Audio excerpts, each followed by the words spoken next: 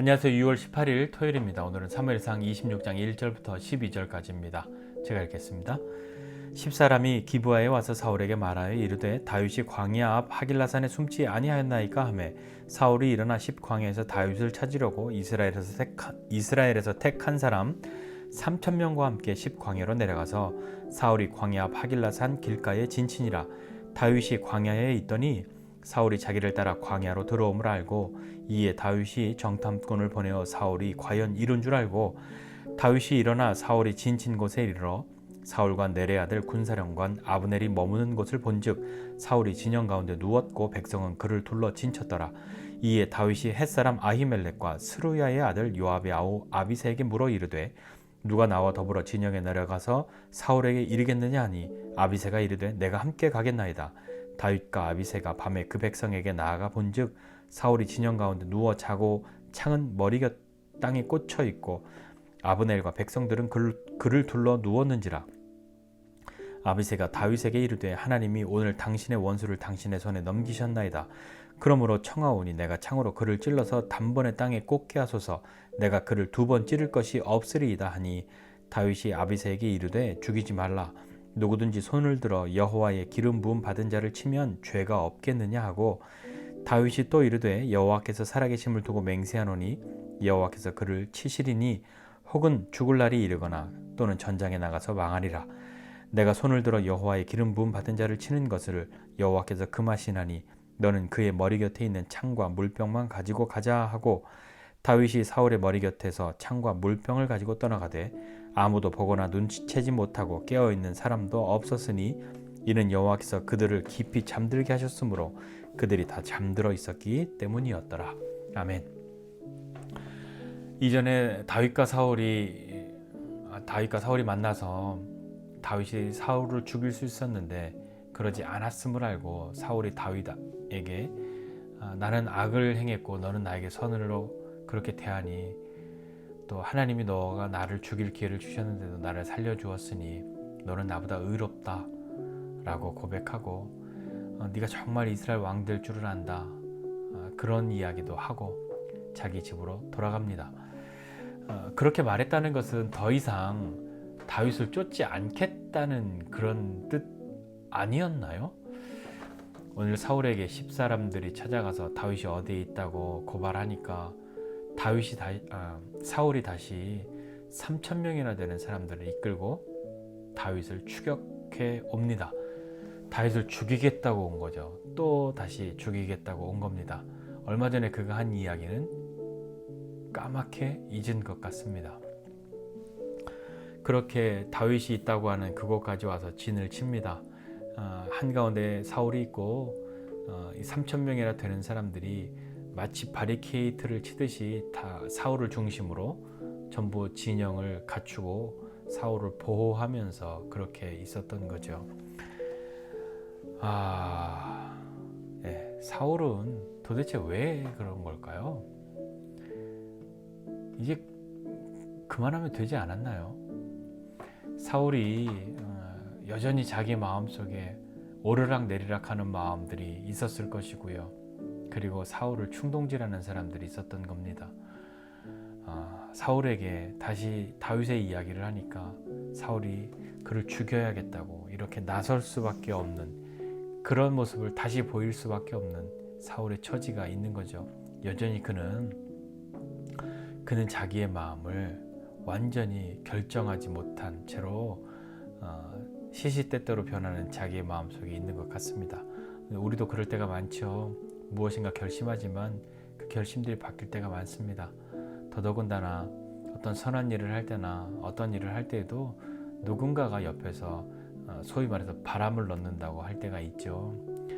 선한 일, 좋은 일을 위해서 그렇게 하는 것은 그래도 괜찮습니다만 남을 이간하거나 어떠한 좀 선하지 않은 일을 하게 만드는 그런 충동질을 하는 사람들도, 그런 바람을 넣는 사람들도 있단 말입니다.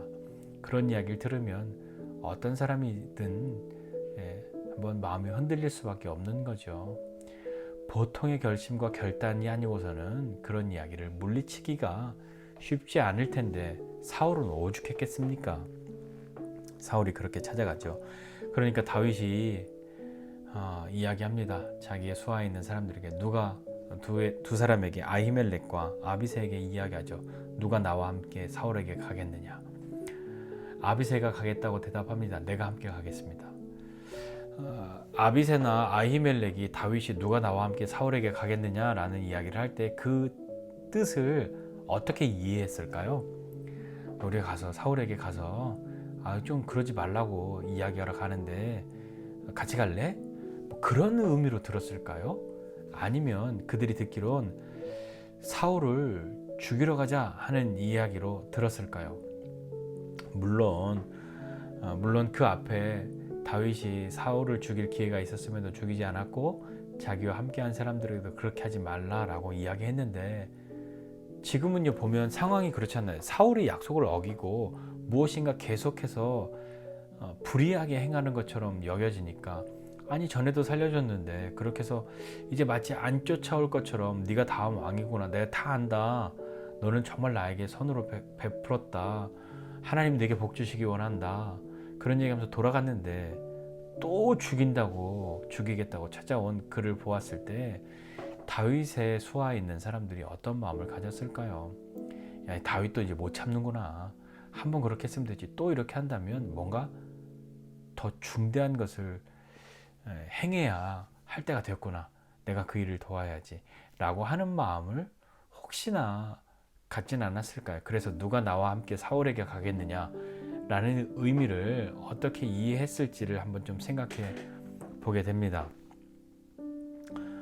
사울은 불의하고 다윗은 선했는데 불의한 사울이 계속해서 무엇인가 이제 안 할 것 같은데 자꾸 하니까 끝을 보러 그렇게 가야 한다면 내가 가겠습니다 라고 대답한 것은 아닐까요? 네, 그렇게 해서 다윗과 아비새가 밤에 내려갑니다. 내려가서 보니까 사울을 중심으로 다들 애워싸고 진을 치고 있는데 다 잠들었던 거죠. 그들이 왜 그렇게 잠들었나 보니까 오늘 읽은 본문 마지막에 하나님께서 그들을 깊이 잠들게 하셨다, 그들 위에 깊은 잠을 주셨기 때문에 아무도 깨어날 수가 없었다. 3,000명이요. 네, 그러니까 이 다윗과 아비새 두 사람이 사울에 있는 곳까지 크게 위기 없이 갈 수 있었던 것 아닐까요? 마침 가보니까 사울의 머리맡에 창이 꽂혀 있고 아비새가 이야기하는 거죠. 정말 하나님이 당신의 손에 당신의 원수를 넘긴 거라고, 가만히 있으라고, 내가 죽이겠다고, 내가 한 번에 그를 땅에 꽂아버리겠다고, 나는 두 번 찌를 것도 없다고, 자신 있다고, 당신은 피를 흘리지 말라고, 만약에 뭐 죄가 있다고 한다면 그거 내가 하겠다고, 마치 그러는 것처럼 아비새가 이야기를 하는데, 여러분 우리가 만약에 그런 입장에 놓여 있다면 어떻게 할까요? 우리가 다윗이었다면 어떻게 했을까요? 가만히 생각해 보니까 뭐 내가 죽이는 것도 아니고 나는 하지 말라고 이야기를 전에 했지만 내가 그냥 대답 안 하고 모른 척하고 좀 가만히 있으면 알아서 얘가 그냥 행동할 텐데, 그게 나중에 문제가 되면 나는 아무 말도 안 했는데 네가 했어 라고 뒤집어 씌울 수도 있고, 뭐 괜찮은 거 아니야? 라고 생각했을 수도 있겠죠. 그러나 다윗은 단호하게 이야기합니다. 그러지 말라고 이야기하죠. 죽이지 말라 라고 이야기합니다. 왜냐하면 하나님의 기름 부음 받은 사람, 여호와의 기름 부음 받은 사람을 치는 것이 옳지 않다, 하나님이 금하시는 것이다, 하나님이 기뻐하지 않으신다, 우리 그 일 하지 말자 라고 이야기를 하죠. 분명히 이것은 하나님이 갚으실 것이다, 그의 죽음을 하나님이 허락하시든지 죽는 날이 오거나 전쟁터에서 죽거나 그렇게 될 것이다, 너와 내가 손댈 일이 아니다 라고 이야기를 하면서 머리맡에 있는 창과 물병만 가지고 가자, 그것이 이 앞에 있었던 옷자락을 베었던 그것과 마찬가지로 죽일 기회가 있었지만 우리는 그 일을 하지 않았습니다 라는 것을 다시 한번 증명하려고 하는 그런 증거물로 가지고 가죠. 아비새도 그 말에 순종합니다. 다윗도 하나님의 뜻에 순종하죠. 그래서 하나님께서 그 사울의 무리에 깊은 잠을 주신 그것을 통해 그들은 어려움 없이 다시 나올 수 있게 됩니다. 오늘 이 이야기가 본문의 이야기인 거죠. 우리는 약속을 지키지 않는 사람, 무엇인가 불의한 사람에 대해서는 우리도 너가 나한테 불의한데 내가 한 번 참아줬으면 됐지, 두 번을 참어? 그건 좀 아니지. 내가 한 번 용서해 주었는데 또 그렇게 해? 너 그건 아니지 라고 말하고 싶은 그런 마음이 얼마나 많습니까? 그게 굉장히 맞는 말 같잖아요. 한 번은 봐줬는데, 한 번은 용서했는데, 네가 나에게 한 번 불의했지만 내가 선으로 갚았다면 두 번 그러면 안 되지. 너 이번엔 난 못 참아 라고 말해도, 아니 당신 계속 참아야지 왜 그럽니까? 라고 말하는 사람 없을 것 같잖아요. 그러니까 나도 네가 나와 한 약속이 있는데 안 지켰으니까 나도 안 지켜도 되잖아 라는 것이 보통의 사람들이 가질 수 있는 그런 마음 아닙니까? 그리고 그렇게 한들 그래 쟤는 혼날만해, 저렇게 또 두 번이나 세 번이나 네 번이나 잘못했으니까 혼날만하지 라고 말해줄 수 있는 거잖아요. 그러나 우리는 생각해야 합니다. 그는 불의해도 우리는 하나님 앞에 불의한 사람이 되지 않아야 하는 것이죠. 그것은 하나님이 기뻐하시는 일을 해야겠다는 굳은 의지와 하나님이 금하시는 것을 하지 말아야겠다는 굳은 결단이 있어야 하는 것 아니겠습니까?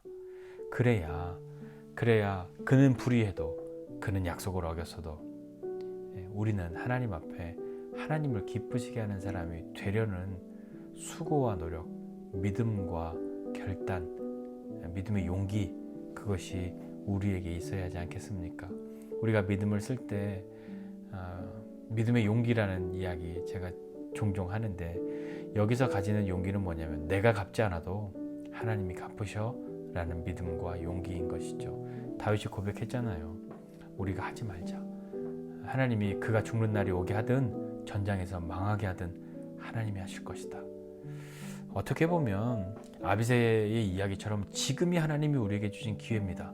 원수를 갚을 기회입니다 라고 말하고 싶고, 그것이 맞는 것처럼 보이지만 그는 계속해서 불의하고 계속해서 약속을 지키지 않으니 우리도 이번엔 안 참아주는 것이 맞습니다 라고 하는 것이 어떻게 보면 합리적으로 들리지만, 다윗은 끝까지 하나님이 금하시는 것을 하지 않으려고 하는, 하나님이 기뻐하시는 것을 하려고 하는 믿음과 용기, 굳은 결단이 있었습니다.